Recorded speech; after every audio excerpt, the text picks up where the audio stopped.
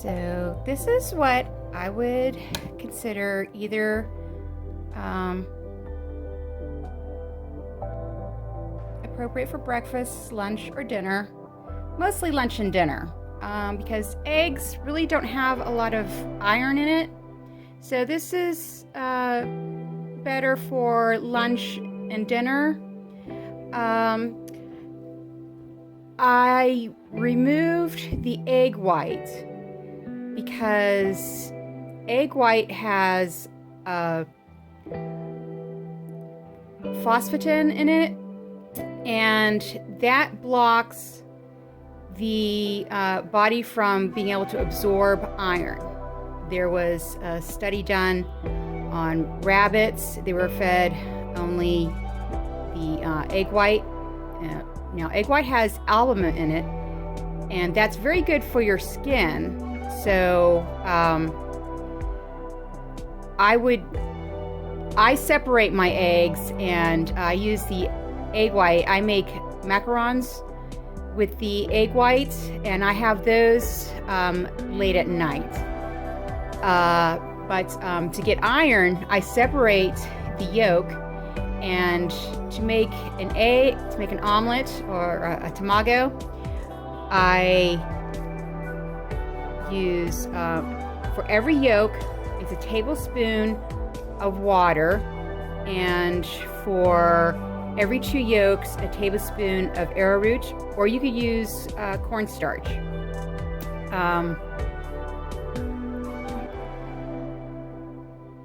And then in a tamago, I use honey and molasses as a sweetener, and instead of brown sugar. Brown sugar has molasses in it, so I just separate the sugar from the molasses and use molasses. I didn't have any molasses with me, so I used honey. And instead of soy sauce, I use Marmite or Vegemite. It's the same thing. It's a yeast, and it has B12 in it. And so that's how I make my tamago. And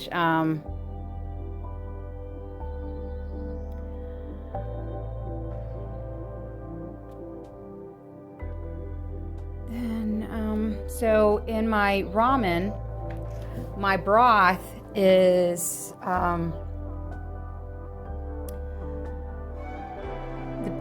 my broth base is dehydrated onion powder, garlic powder, reishi powder. Now reishi, if you were to eat reishi every day, you would get cancer. So I only have my reishi ramen once a month. But reishi is beneficial, and it has zinc in it, so that's good for building your immunity, and it's also good for your skin. And then I had arami with me, so that's the seaweed that I used. And then as an extra, I don't have it in my base, but as an extra, because I use the ramen base for other things, so I added so as an extra I added ginger, and usually I have fresh ginger and fresh garlic, but powder, as long as it's organic, it's good. And then I have some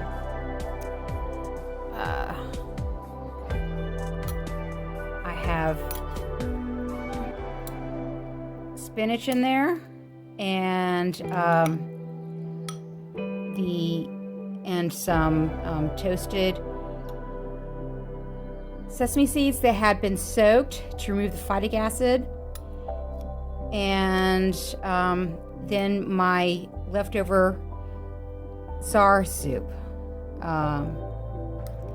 So that is my ramen for today. And to make ramen noodles,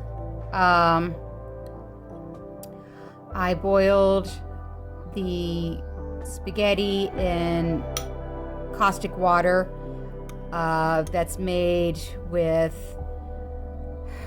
boiling water and baking soda. And then to get as much iron from my lunch, orange juice, vitamin C, and cherries. So this is what I would consider an appropriate lunch or dinner. The cauliflower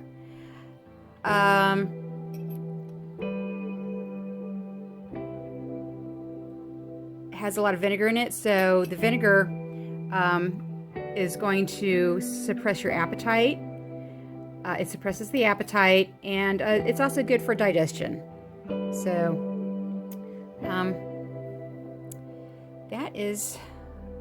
this is my lunch for today. That's my lunch.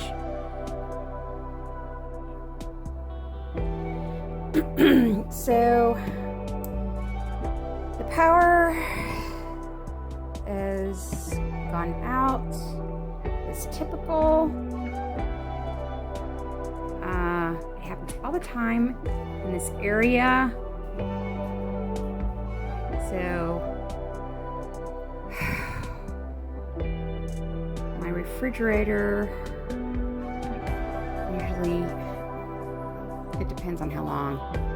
Now, if it goes past 3 hours, then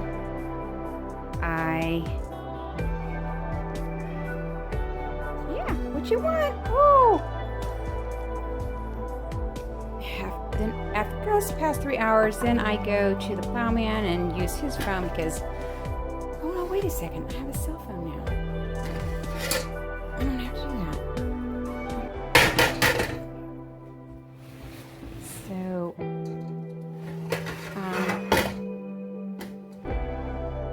well, there's still daylight. I'm gonna do some things.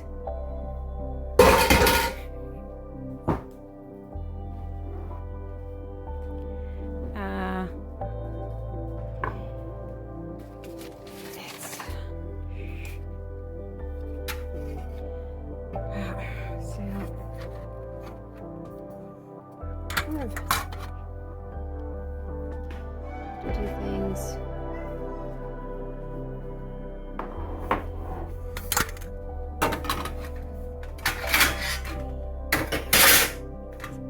So it'll probably, it's usually about 3 hours because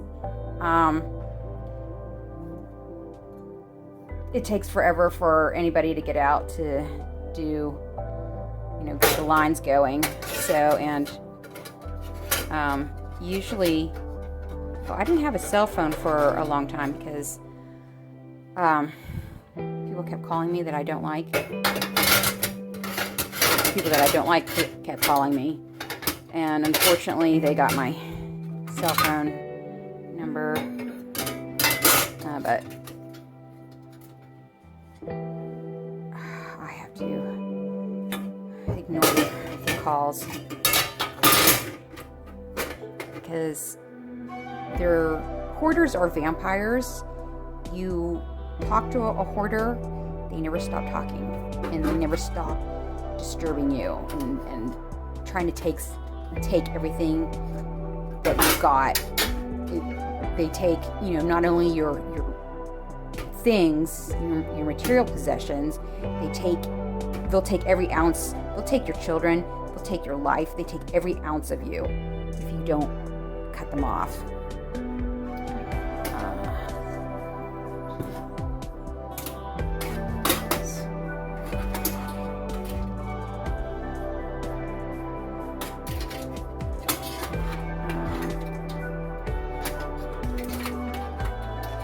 This is a relatively new stove. The person that installed it tore up that thing, and it's just gotten worse. I've used all kinds of glues, and it just keeps coming up. So I don't like that. Actually, I do like the stove because it's easy clean. and lift this thing up and clean it.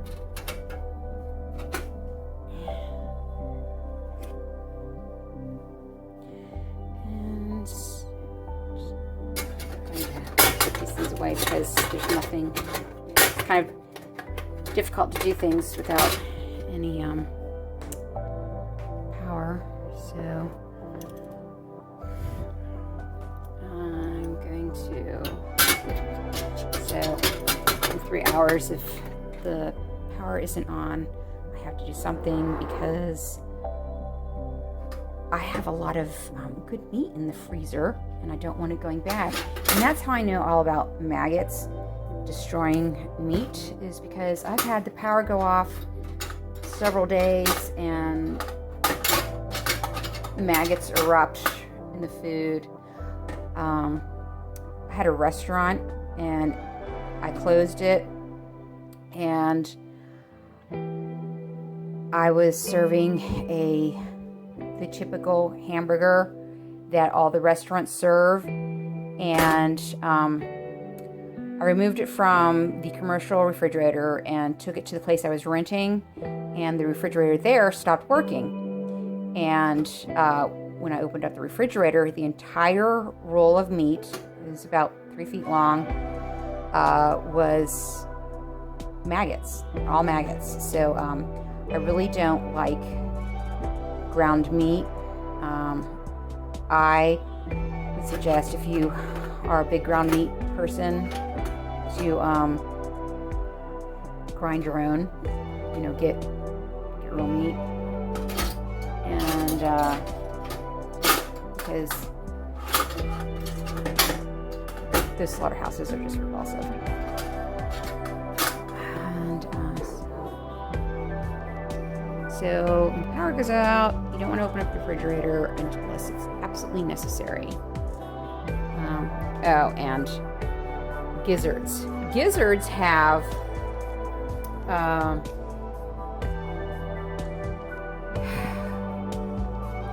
the intrinsic factor, because gizzards are the stomach, and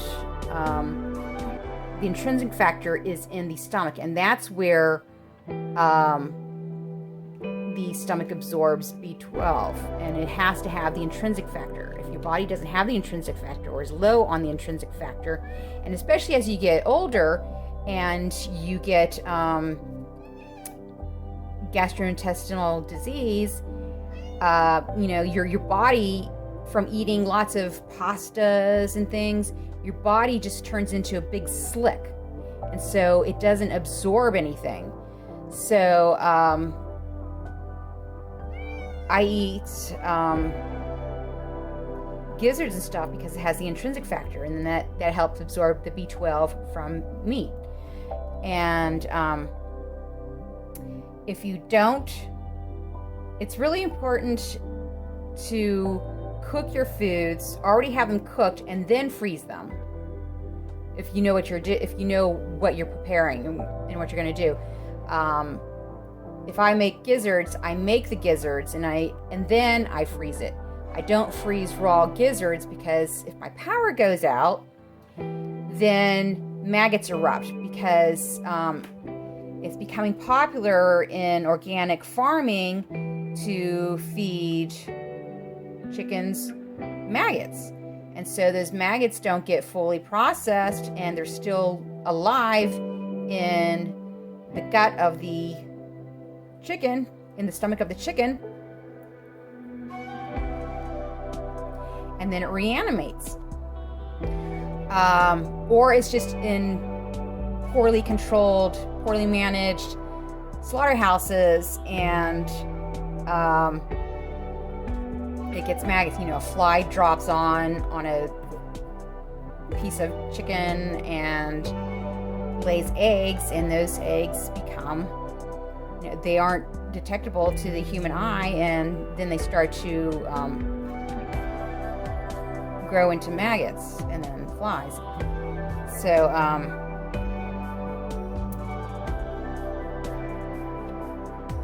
it's good to cook your food. Like if you're in a barbecue, to prepare your meat And then all you have to do is, after it's cooked, it's in the freezer. And then, and freezing tenderizes meat, and it kills nematodes and parasites and that sort of thing. So you should always freeze your fish before eating it, because they'll kill most of the parasites. And so, say the power goes out, then all you have to do is pull your pre-cooked meat out, take it to a grill or something, and you don't have to worry about it. So those are just a few things I do because of the situation, that I'm probably further along at surviving than most people because they have never been challenged. And so I'm going to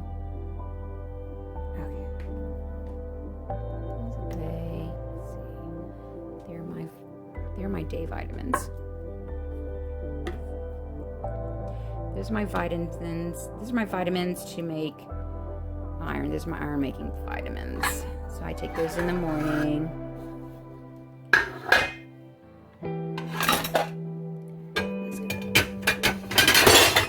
Put these away. Oh, here's the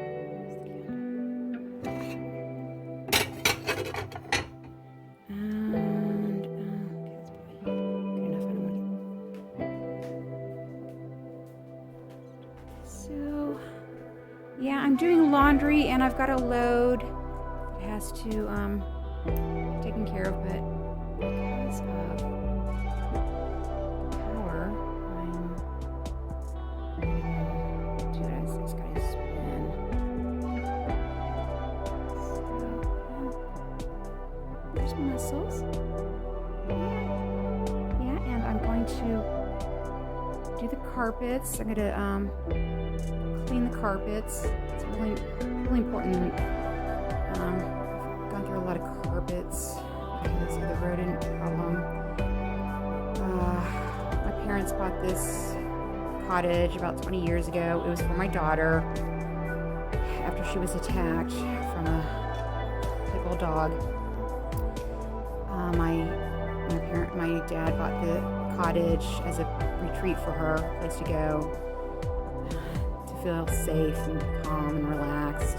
And she didn't like it too much because she's like me and doesn't like hoarding and dirt and that sort of thing and smells, and she would constantly get Febreze and spray it everywhere. As soon as we walked in, she'd have to Febreze everything. And I've thrown out furniture, the original furniture. It had rodent stuff all over it. And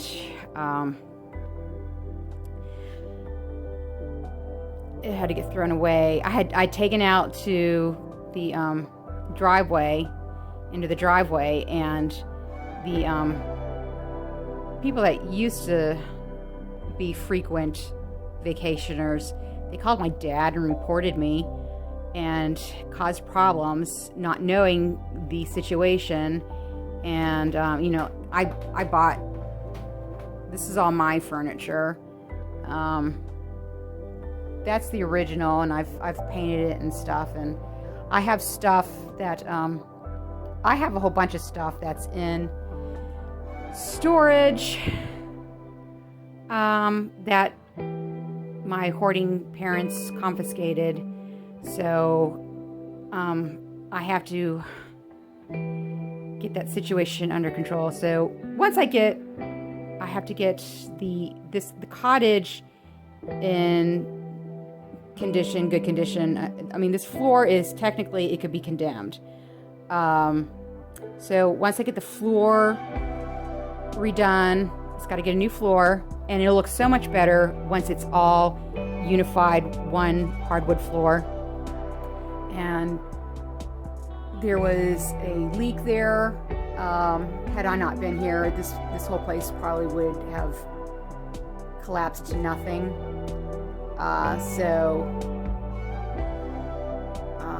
The roof has been done a couple times because a tree fell on it. And my parents, they are incompetent, and $30,000 from the insurance was stolen. So either because my dad gave somebody his social security number, or it was his eldest daughter, who is a horrendous hoarder. She is beyond level 5 hoarder. When I was a teen, my parents went on vacation for 2 weeks, and when they returned, she had cleaned out their bank account that was meant to pay off some type of insurance or something. She had cleaned out $100,000 and spent $100,000 in 2 weeks. She has been in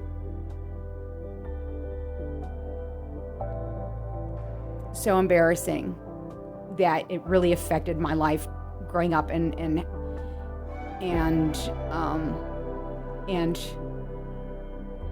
if I were in how I went about, if I were to succeed, it was really embarrassing. Every time I would become really good at what I did, people would want to know about me and ask questions.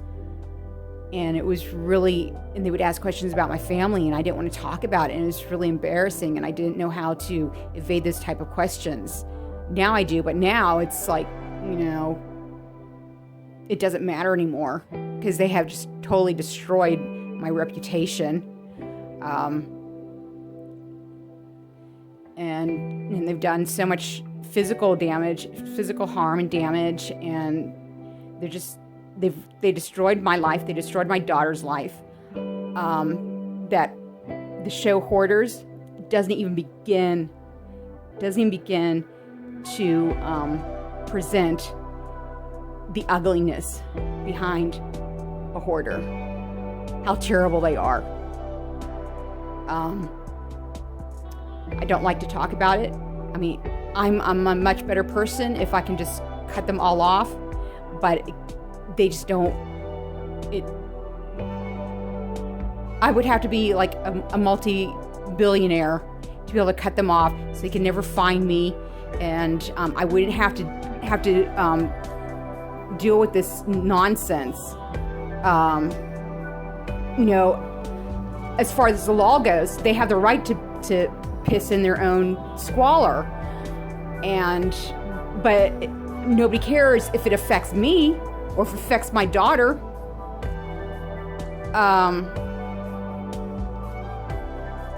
My daughter and I would be such better people had I just never had them a part of our lives. My daughter would be really successful. I homeschooled her. She was ready for college at age 10. I'll go into the story later. I really don't like to talk about it. It makes things worse. So,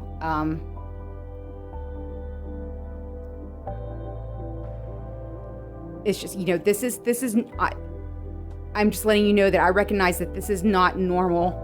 This is a horrendous place. It needs to be repaired. It's really difficult when you have crazy people that won't let you do things that need to be done.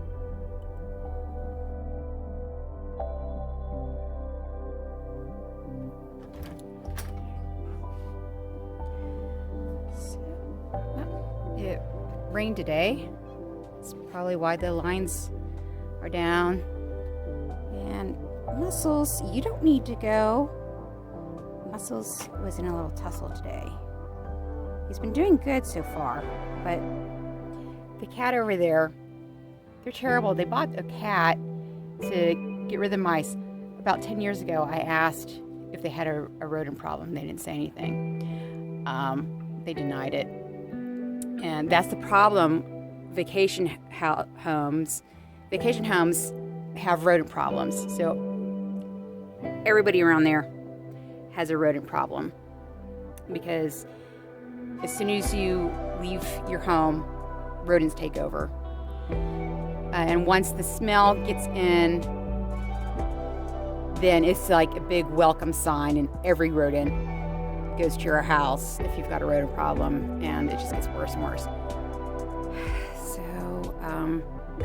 So they've got a cat that they leave just to fend for itself, so it comes over to my place, and then it disturbs my cat, and they were in a big tussle today. I opened up the door, and the cat was there, and then Muscles took after them, and I tried to follow. They just got away, and then there was a big tussle, and it goes around over there. I think it's because there's a place. Oh, there he is. Muscles, you gonna? Yeah, Muscles, let's go. Muscles, yeah, Muscles, yeah, Muscles. You're the baby. Yeah, you're the baby. You're the baby. You're the baby. Muscles, yeah, Muscles, Muscles, Muscles. You're the baby. So I brought that up from my parents. It's a shelter, cat shelter.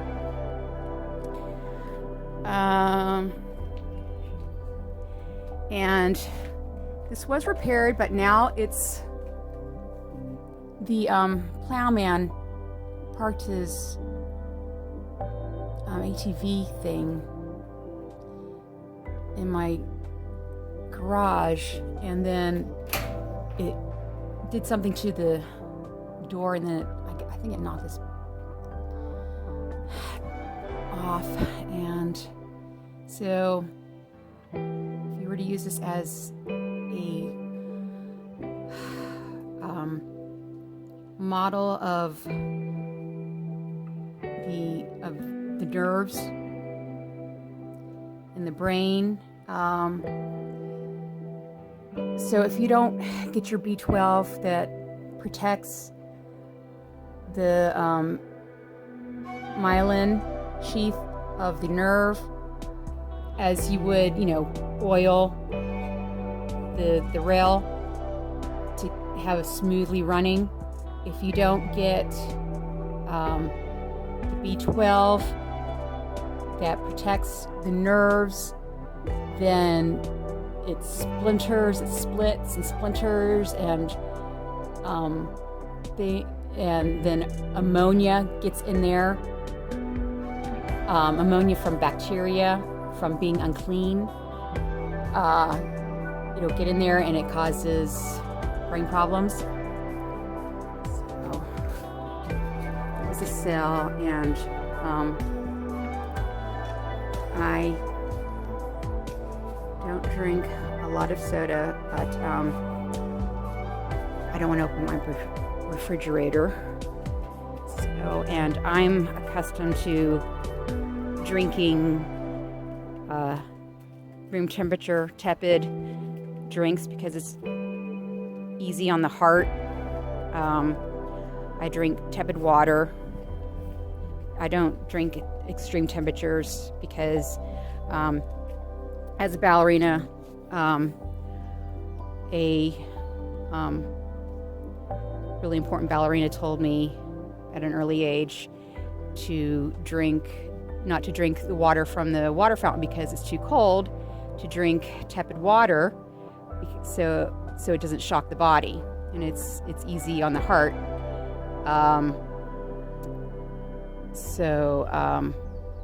And that's a practice in other cultures.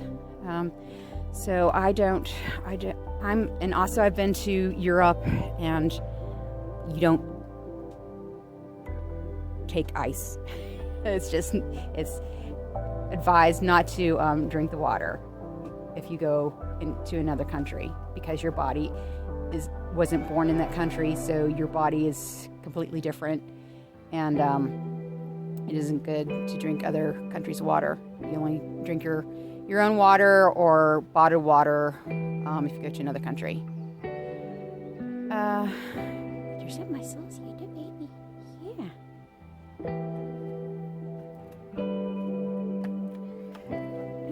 So, muscles. Yeah, there you go. Get the baby.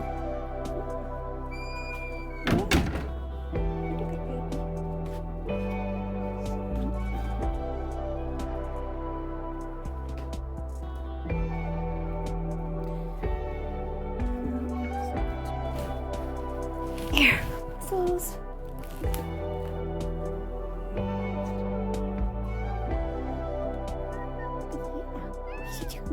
What you doing? Muscles. Yeah. Muscles is so happy. Let's see. It's muscles. Yeah. Muscles happy.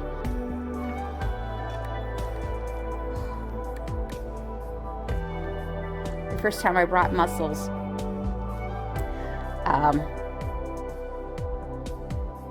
he was on a leash, and I had already had a litter prepared at the door. So after a long drive, I brought him in and showed him the litter, and I took him to the bathroom and gave him a bath. And it upset him because I don't think he's ever had a bath before. And so he disappeared into the crawl space for about 3 months. He would come out at night and he would cry. And I kept on asking, has he been neutered? Because he's looking for a girl. He's crying all night long. And everybody swore up and down that he had been neutered, and so I let him out, and by himself, and he took off for over 10 days, and didn't do very well on his own. So, and the doctor said that, he needs to stay indoors, be on a leash, that sort of thing.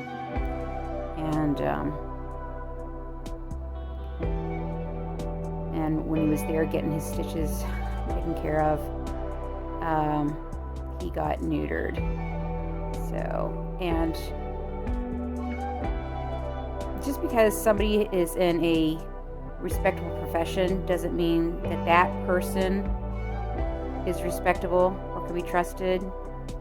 The person that gave me the cat was a nurse, and she gave it to my daughter, or my daughter told the nurse that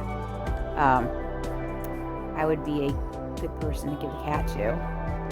And my daughter is right, as usual. The cat was given to me, and the nurse lied to my daughter, saying that the cat had been neutered, and it wasn't. And so if you lie, lying is not a good thing. If you lie, look what happens. I would never have let Muscles go outside, because I'm aware of the feral situation and what happens to cats if they aren't neutered. And I let him out, and he got, he had to get stitches. So it's not good to lie, because then bad things happen. And that's a problem that hoarders have. Hoarders do a lot of lying to cover up the fact that they aren't perfect, or the fact that they're human, and that's the way things go. And my dad did a lot of lying, and had he not lied, he would have gotten medical treatment of his brain tumor a lot sooner.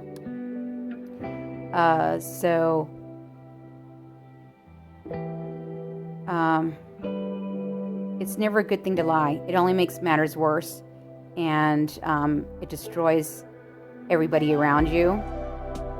And so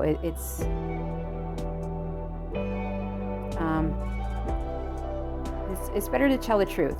Even, you may not want to, but you're better off telling the truth, and a lot of people will have happy lives.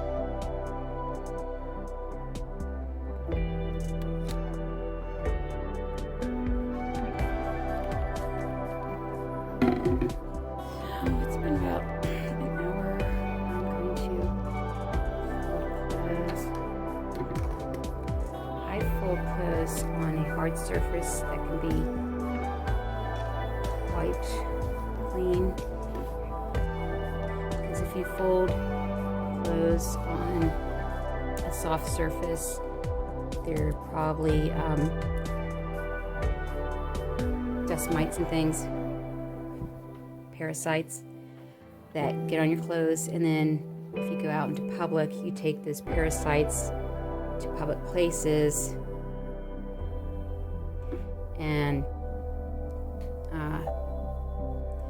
parasites,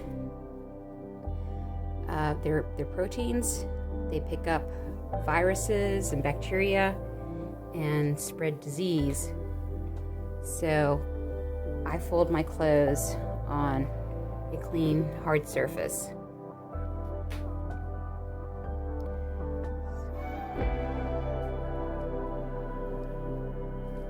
going to fold clothes.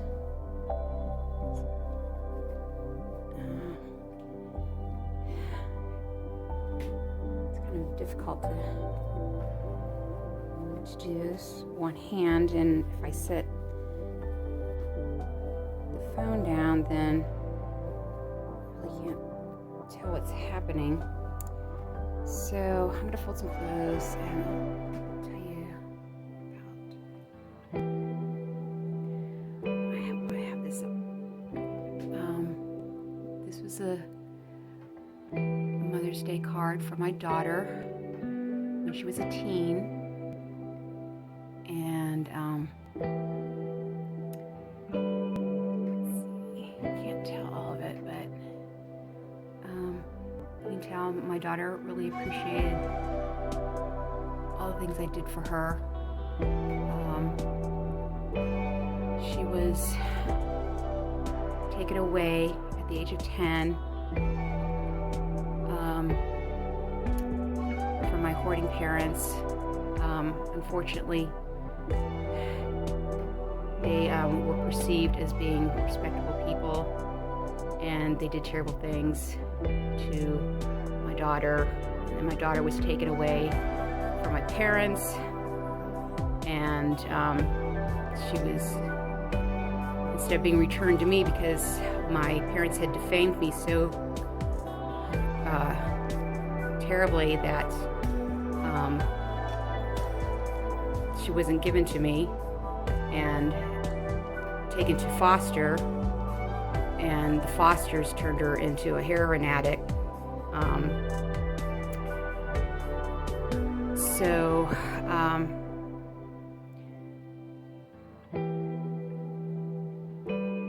This represents my daughter really loves me, and my daughter had expressed from the very beginning, at a very young age, she wanted to be with me, and the courts didn't listen, and the courts destroyed my daughter's life and destroyed my life.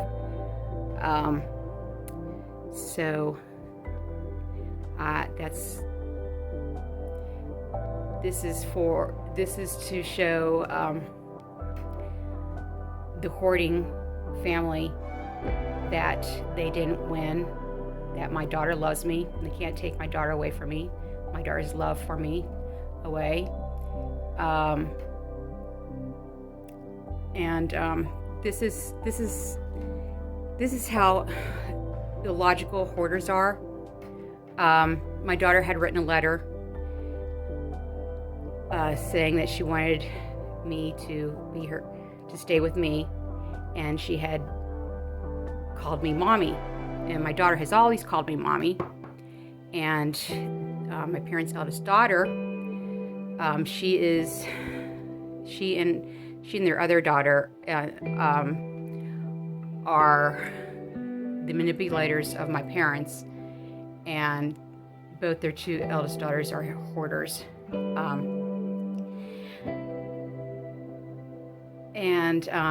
The eldest daughter said, "Oh, well, the reason the judge didn't take my daughter seriously is because she called me mommy instead of mom." Well, that doesn't make sense. That isn't relevant, and the judge wouldn't have known any differently. And my parents' eldest daughter is so caught up in her own pathetic little world that she only sees things from her view, and because she only calls her mom, that she can't understand other people calling their mommy. So it's just not logical. And the problem is that the eldest daughter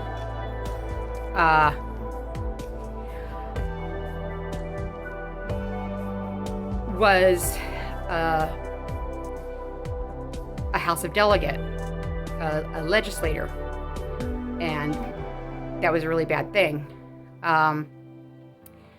because she's totally incompetent, totally delusional, and what makes it even worse is that I'm the person that got her elected. I was a 4.0 honor student of English. She was embarrassing. She was writing all these embarrassing letters to the newspaper to get attention. And she brought me a letter, and she asked for help, and I looked at it. It was poorly written.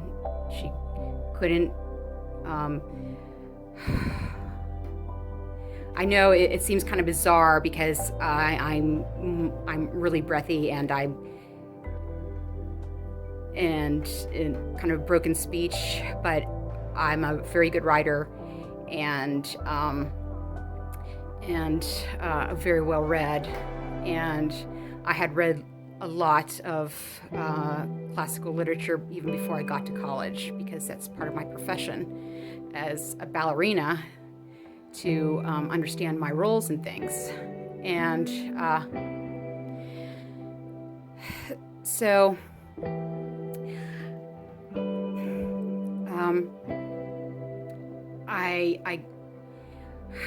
I basically was the ghostwriter of the letter, and it got a lot of attention. It put her on the map, and then she asked me to do all these other things, and so basically I got her elected, and she just turned into super monster. I thought, a normal person, after they get a job, would move away from their parents and be a normal person, become a part of society and be normal. And it didn't happen. She got worse, and she's a terribly abusive person. She's been that way all of her life. When I was in my crib, she told the second daughter that I was going to inherit everything, and apparently the second daughter is warped in the head, that she took a hammer and was about to bash my head into the crib until my mother walked into the room and stopped it. And what's really sad about it is that my dad was in the room at the time and was totally incognizant of what was happening. My crib was in my dad's office. My dad used to be a radiation oncologist, and that's even scarier because he's considered respected because of having gone through 12 years of medical school. But he's never been competent. And I actually sent a letter after he had hired a henchman to break my legs. I sent a letter to the hospital and stating that he was incompetent and they didn't do anything. And at the time, I did not know that his colleagues had actually had him get a psychological evaluation, and he lied on his evaluation. And had he told the truth, he would have been discharged, and then he would have gotten help, and then would have found out that he had a brain tumor. And so there are a lot of things. People say that, or there's an excuse that no one knows how brain tumors are developed, but I can tell you exactly the things that did to my dad. So I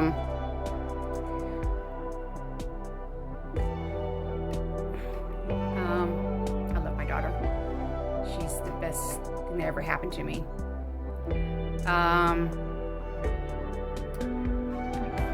And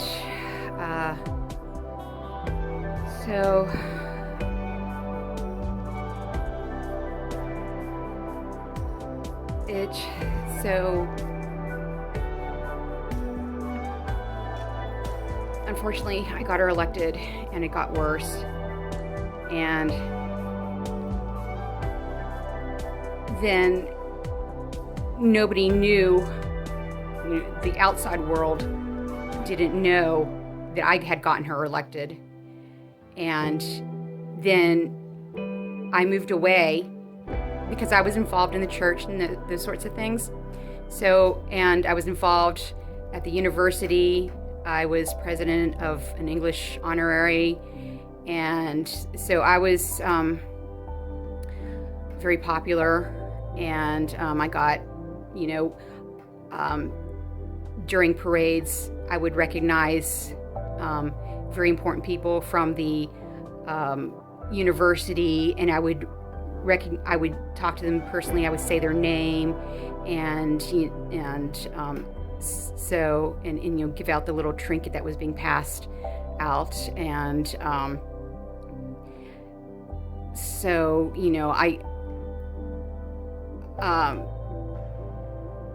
I was not actually behind. I did not want to get her elected, but if I didn't, she would be so terrible and manipulate my parents that they would be even worse to me.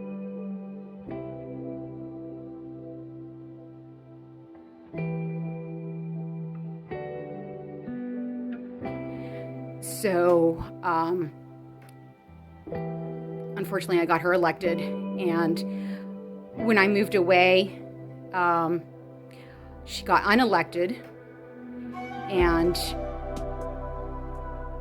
that just irked them so badly that they couldn't stand the fact that I had gotten, and when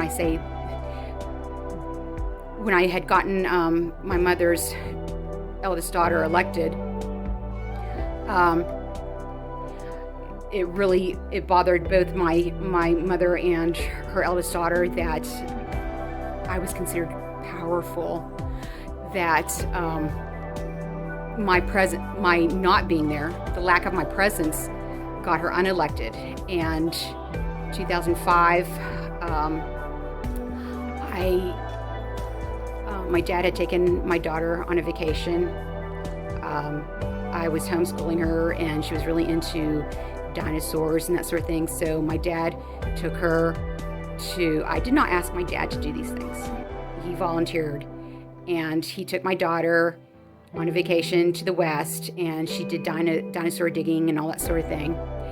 And when we returned, and during the vacation, I was working on getting my financial papers together, making sure that my checkbook was balanced and all that sort of thing.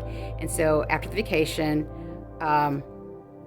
it was about 10 o'clock at night. We had just arrived, and I asked my mom for a financial document so I could get everything balanced.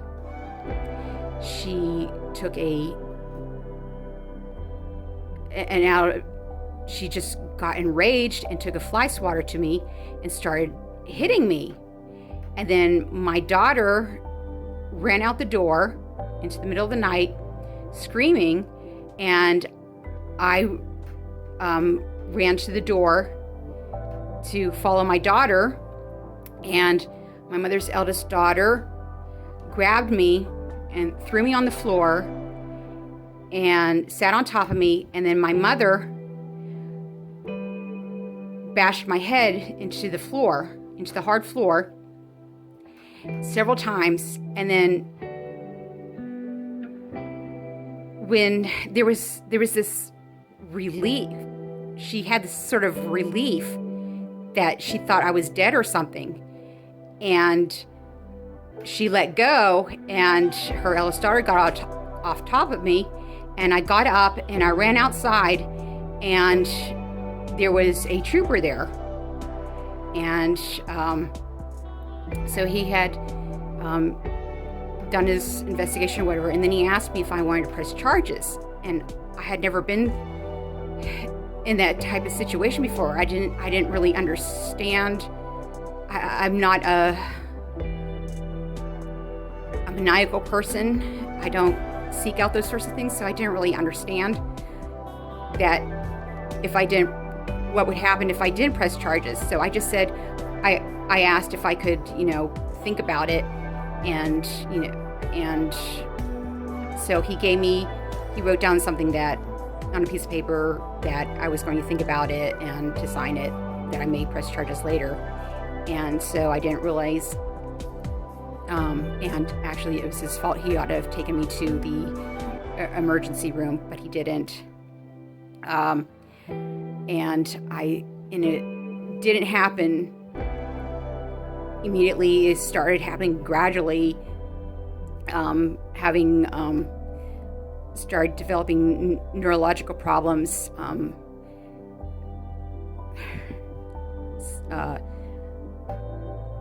facial tics, severe migraines.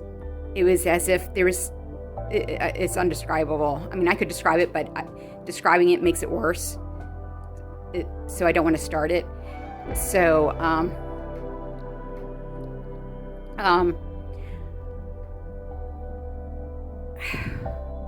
so things started getting worse, and I had to see a neurologist, and he couldn't tell me anything. So things just got worse from there. And as soon as I would get better, it's as if they couldn't stand me being better, and they had to ruin my life. Whenever I start to get better and succeed and to be able to do well for myself and to be on my own, they'll do terrible things. And because I had gotten their eldest daughter elected, they all of a sudden they had this disillusion that they were powerful people. And unfortunately, there are a lot of those people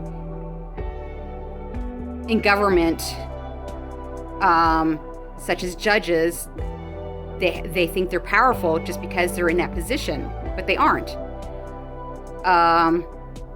And this is why people need to not, just say, oh, well, that's the way it goes. That isn't the way it goes. a lot of those people in high positions are mentally ill. They're narcissists, and narcissism is the foundation of hoarding.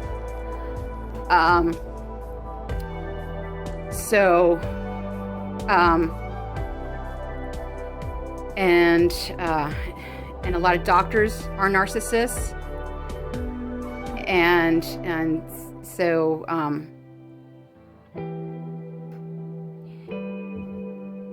they aren't really competent, and so it takes a long time for information, medical information, to become mainstream, like antioxidants. I have a cookbook from the 70s that talks all about antioxidants, but antioxidants haven't become, mainstream to the lowest form of life until recently. So, and that's because doctors have a bizarre way of thinking, and the way they were taught makes them slow. So, and then also you get into law, and it's a very similar situation. It makes them slow, and they don't think well. So it's really important that people not feel incompetent or lower than a doctor that's had 12 years of training, because anybody can get 12 years of training and become a doctor. It doesn't necessarily mean that you're some, super being. Everybody has, well, not everybody, but a lot of people have that potential. And if you just say, oh, well, that's the way it is, then you're going to, that's credulous thinking, and that is a part of a mental illness. It's a foundation of hoarding, of hoarders. They don't have the only thing they understand, not that even understand themselves, because they can't understand themselves because they don't understand other people. And without the perspective,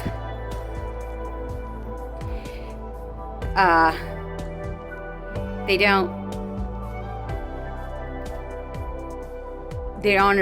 understand how the world actually works, and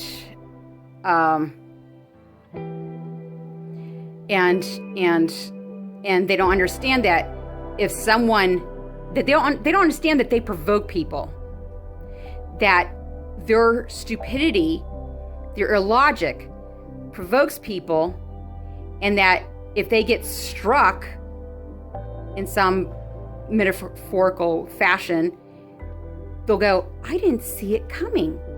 And so then the person that defended themselves, whether it's verbally or whatever, they're the person that gets attacked. Because these hoarders, they go around, they make this aura about themselves that they're somehow innocent, and they aren't. And that they're forgiven, and they aren't. And the Bible really does not help hoarders. Because you can forgive yourself of all the bad things that you've done to a person, but that the person that you did those bad things to does not forgive you. And that's the way it goes. And that is the perspective that people need to take and need to have, so they can get out of their hoardingness mentality. So, I love my daughter. And I love it when she calls me mommy. And so I have this up here. So when the hoarders have, because I do holiday dinners because I don't want to go into the house because it's repulsive. I have holiday dinners, and it's to shove it into the eldest daughter's face that my daughter calls me mommy, and I didn't make her do it. She does it for herself. My daughter loves me, mommy.